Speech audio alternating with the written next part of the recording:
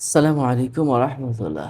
যার স্বামী বদমেজাজি বা চরিত্রহীন, এমন স্বামী যদি কারো থেকে থাকে, তাহলে আপনি এই আমলটা করতে মুঠেও ভুলবেন না।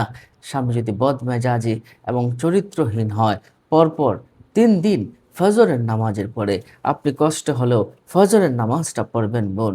স্বামী যদি বদমেজাজি হয়, চরিত্রহীন হয়, পরপর ৩ দিন মাত্র আপনি ফজরের নামাজের পরে আল্লাহ সুবহানাহু ওয়া তাআলার একটি নাম, মাত্র আল্লাহ সুবহানাহু ওয়া তাআলার একটি নাম, ইয়া বাসিতু, ইয়া বাসিতু, মাত্র একটি নাম, আল্লাহ সুবহানাহু ওয়া তাআলার একটি নাম যদি ফজরের নামাজের পরে মাত্র ৩০০ বার পাঠ করতে পারেন এবং ১ গ্লাস পানিতে ফু দিয়ে আপনি ওই পানিটা আপনি জগেও ফু দিতে পারেন অথবা গ্লাসে ফু দিতে পারেন।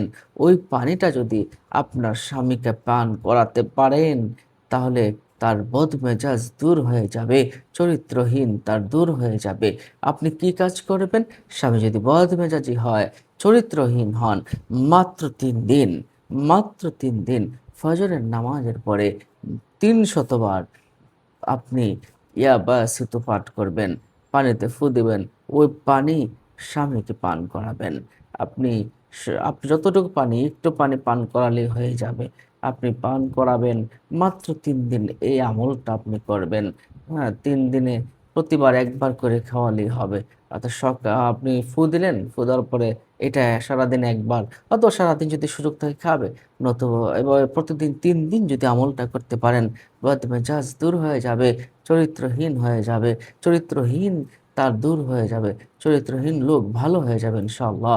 সম্মানিত দর্শক ও শ্রোতা, অন্য মুমিন মুসলিমকে জানাতে শেয়ার করে দিন। ভালো থাকুন। আসসালামু আলাইকুম ওয়া রাহমাতুল্লাহ।